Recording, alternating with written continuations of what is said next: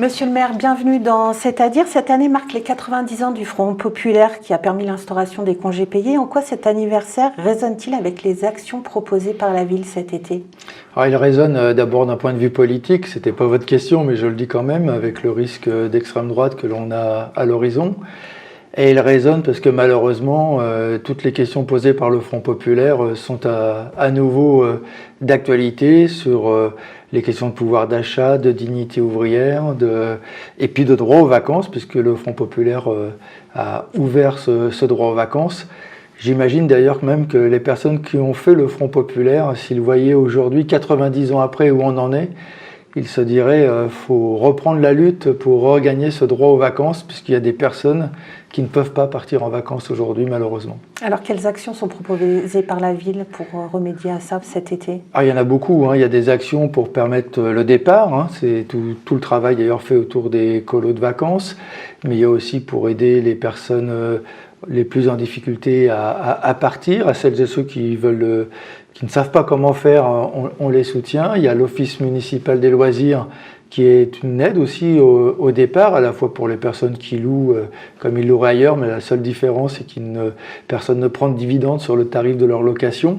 Et puis par l'OML, on fait aussi du départ de personnes sur critères sociaux qui ne sont pas partis en vacances ou qui ne partiraient pas pour découvrir le temps de vacances. Puis il y a des activités dans la ville. Pourquoi cet engagement est important?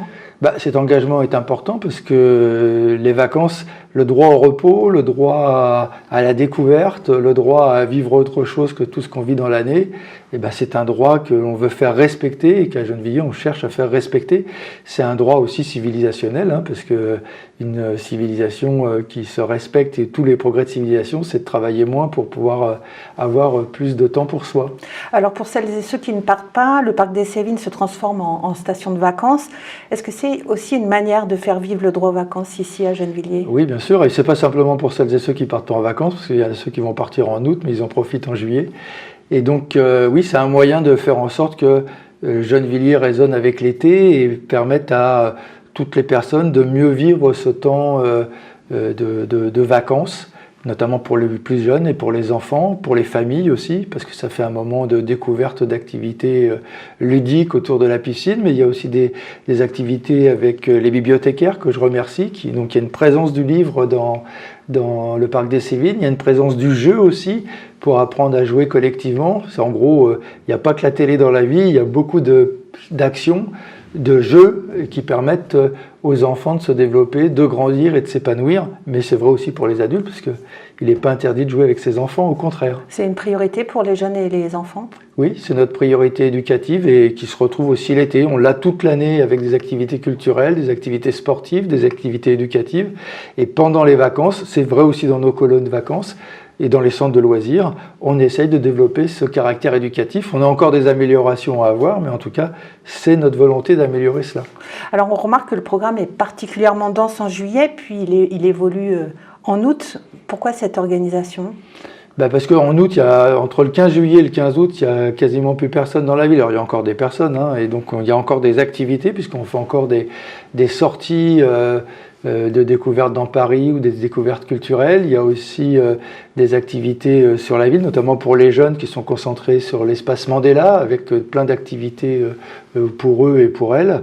Et puis, au mois d'août, comme il y a moins de monde, on recentre, mais on peut répondre aussi à la demande. Alors, est-ce que cette programmation s'appuie aussi sur l'observation des habitudes des familles et des habitants? Oui, et puis il n'y a pas simplement les habitudes, parce que justement les vacances c'est fait pour sortir des habitudes, et donc de faire en sorte qu'on ouvre la place à la découverte, au plaisir de découvrir autre chose que ce qu'on fait d'habitude. Donc c'est important de sortir de cela. Alors finalement, 90 ans après les congés payés, est-ce qu'on peut dire que permettre à chacun de profiter de l'été reste un enjeu d'égalité? Oui, c'est un enjeu d'égalité sociale, c'est aussi un enjeu de développement de sa personnalité. C'est-à-dire que prendre des congés, c'est pas ne rien faire, c'est découvrir d'autres choses, c'est de découvrir d'autres pratiques, c'est de se permettre de prendre du temps pour les relations parents-enfants, c'est de prendre du temps pour les relations familiales, c'est de prendre du temps pour les relations avec les amis. Bref, c'est du lien social aussi, et c'est aussi comme ça qu'on fait une ville en commun. On arrête là, on se retrouve à la rentrée avec une nouvelle formule.